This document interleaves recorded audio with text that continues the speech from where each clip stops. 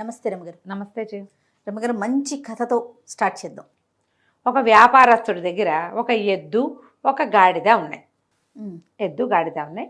అయితే ఎద్దుతోటి పని చేయించేవాళ్ళు, గాడిదతోటి కూడా బరువులు అవి మోయించేవాళ్ళు. అది వాకిట్లో ఉండేది. ఒకనాడు ఎద్దు గాడిద మాట్లాడుకుంటున్నాయి. ఇందులో ఒక లొసుగే ఉందంటే, ఈ వ్యాపారస్తుడికి జంతువుల భాష తెలుసు. బట్టతల ఇప్పుడు సమస్యే కాదు, ఎటువంటి నొప్పి లేకుండా శ్రీరూప్ కాస్మెటిక్ క్లినిక్ లో హెయిర్ ట్రాన్స్ప్లాంటేషన్. వినపడిందంటే అతనికి అర్థమైపోతుంది. అవి ఏం చెప్తున్నాయో ఏమనుకుంటున్నాయో ఆయనకు తెలుసు. ఒకనాటి సాయంకాలము అతను వాకిట్లో పడుకుని ఉండగా ఎద్దు గాడిద మాట్లాడుకుంటున్నాయి. ఆ ఎద్దు చెప్తోందనమాట, నువ్వెంత సుఖంగా ఉంటావో, హాయిగా ఏదో నీకు నచ్చిన గడ్డి మేస్తావు, నీ మెళ్ళలో తాడు ఉండదు, నీ మీద బరువు ఉండదు.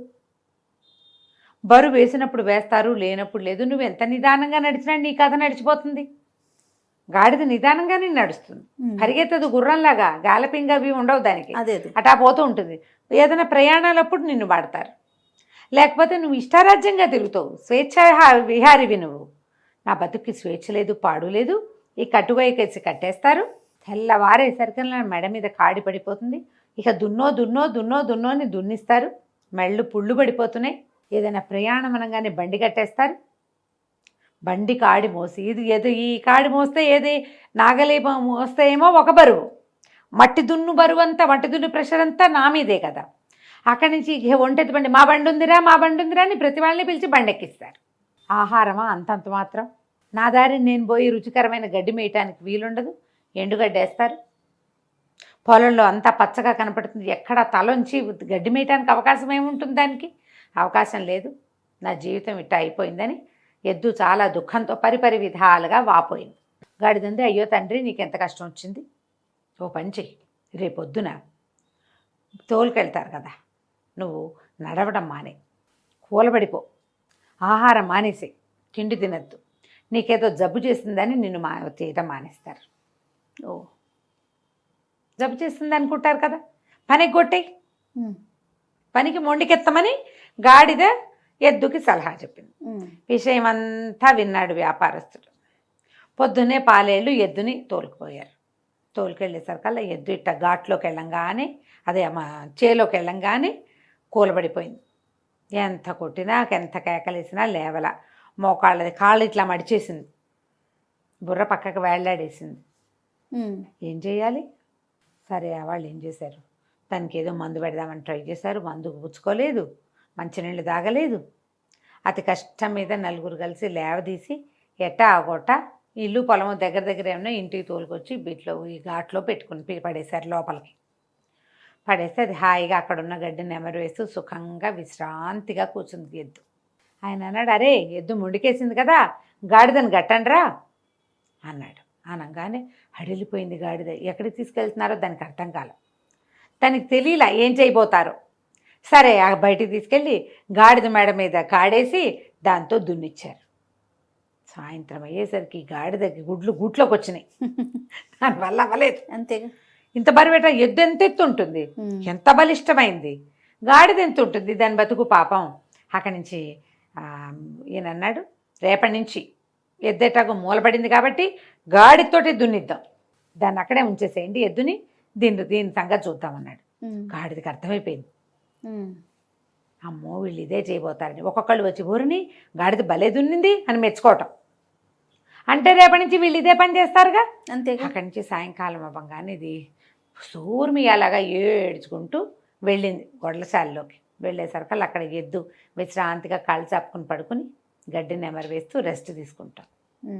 ఎంతో బాగుంది తండ్రి ఇవాళ నా జీవితం, ఎంత హాయిగా ఉందో, రేపు కూడా ఇట్టాగే పని మానేసి రెస్ట్ తీసుకుంటాను, ఎంతో బాగుంది నాకు అనగానే గాడిద అనుకుంది, ఓరు నాయన, రేపొద్దున ఇది కూడా ఇది రెస్ట్ తీసుకుంటే రేపు మళ్ళీ నాకు పడిపోతుంది, ఇవాళ చచ్చాను, రేపు మళ్ళీ దొరికిపోతానని ఏమంది వెంటనే గబగబా ఆలోచించేసుకుంది. తన మీదకి వస్తే ప్రతివాడు ఇదే చేస్తాడు కదా. అంతేగా. ఏమందంటే, అది కాదోయ్, నువ్వు మూలబడ్డావు కదా, మన వ్యాపారం ఏమనుకుంటున్నాడో తెలుసా, ఎద్దు ఎట్టాగో అయిపోయింది కదా, దీన్ని వీడికి కసాయివాడికి అమ్మేస్తామంటున్నారు, రేపొద్దున నీ తోలొలిచి దాంతో ఆయన చెప్పులు కుట్టించుకుంటాట, మరి మేము మాంసమేమో వాళ్ళు ఎవరికో విందు చేస్తాట, నీ ఇష్టం మరి అనగానే ఎద్దు భయం వేసి, అమ్మ బాబోయ్ రేపు తప్పేస్తే రెస్ట్ సంగతి, సరే ఇవాళ ఒకరోజు రెస్ట్ తీసుకున్నాం కదా అని, సరే అమ్మో రేపు నేను వెళ్ళిపోతానంది.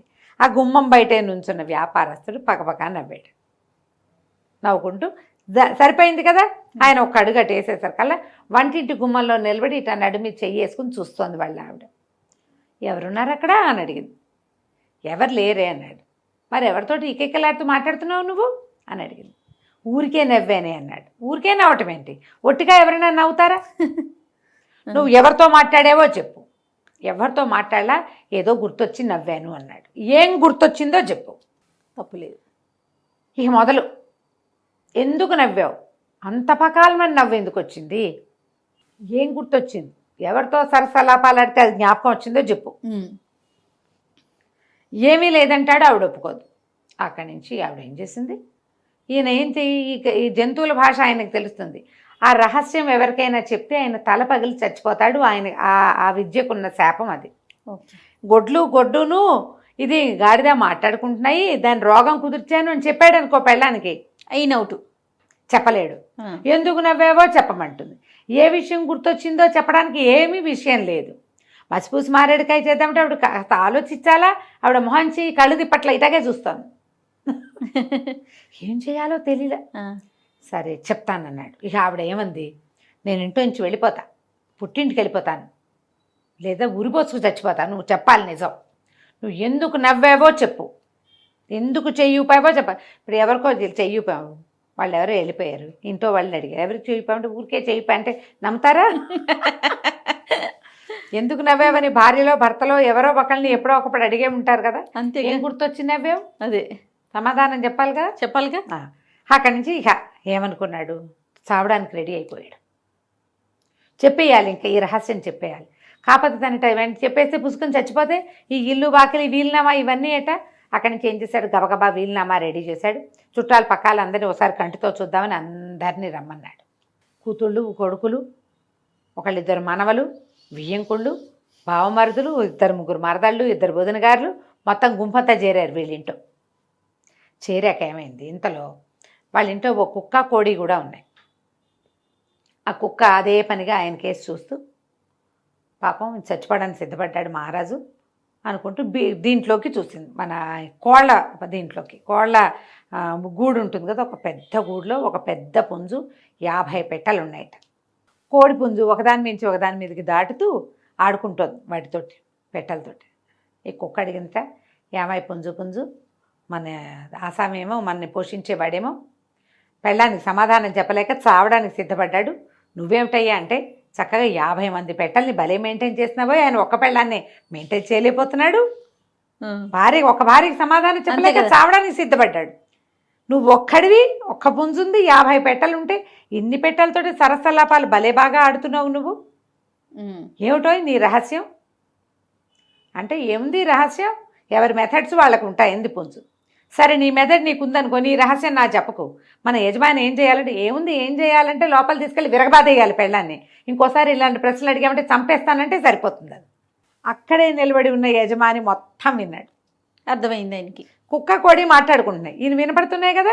సరే ఆ వచ్చిన చుట్టాలందరినీ పలహారాలు చేయండి అని, ఏమే ఇలారా అని చెప్పి ఆవిడ లోపల తీసుకెళ్ళి వాళ్ళ వాకిట్లో తుంగ ఉందట, తుంగగడ్డి. అదేట దీనిలాగా చెరువుల్లో మొలుస్తుంది. 2 పోసలు లాక్కెళ్ళి లోపల తీసుకెళ్ళి చితబాదేశాడు పెళ్ళాన్ని. నేను ఎందుకు అయినా నవ్వుతా, నువ్వు నన్ను అడగడానికి వీల్లేదు, చచ్చినా చెప్పండి. మళ్ళీ అడిగావో మళ్ళీ తగులుతాయి దెబ్బలు. శభాష్ అనగానే ఆవిడ, మరి వీళ్ళందరినీ ఎందుకు పిలిచారు, ఎందుకైనా పిలుస్తా, అది నా ఇష్టం, ఏది అడగటట్లేదు, నువ్వేం అడగడానికి వీల్లేదు, కాపురం చేస్తావా దెబ్బలు తింటావా ఏదో ఒకటి చెప్పన్నాడు. ఆవిడేమో నాకు దెబ్బలొద్దు, నేను కాపురం చేస్తా, ఇంట్లోనే ఉంటా, ఎవరికీ చెప్పను. బయటకు వచ్చి అందరికీ పలహారాలు పెట్టేసింది. ఈయన హాయిగా ప్రశాంతంగా ఉన్నాడు. కుక్క కోడి ఎద్దు గాడిదే వాటి పని చేసుకుని ప్రశాంతంగా ఉంది. కథ కంచికి మనం ఇంటికి పరిష్కారం ఇలాగే రమ్మగారు. మరి ఏం చేస్తాం, సచ్చినా చెప్పండి, నీ దిక్కుంటాడు చెప్పుకో అనాలి అంతే. ఈ కథలో ఇలా ఉందమ్మా, ప్రతి కథలోనూ ఇలా ఉంటుందని అనుకోకండి. ఈరోజు కాదు, ఇది అరేబియన్ నైట్స్ ఎప్పుడో రాయబడి ఉన్న కథ. దీన్ని కథగా వినండి అంతే. ఆ రోజు కథ చెల్లింది. మనం పిల్లలకి ఎక్కడి దాకా చెప్పాలి, కుక్క గాడిదే ఎద్దు కథ వరకు చెప్పాలి. ఒకళ్ళ పనులలో ఇంకొకళ్ళు జోక్యం కల్పించుకోండి. అంతే. బాగుంది కదా, చాలా బాగుంది రమ్మగారు. నమస్తే. నమస్తే.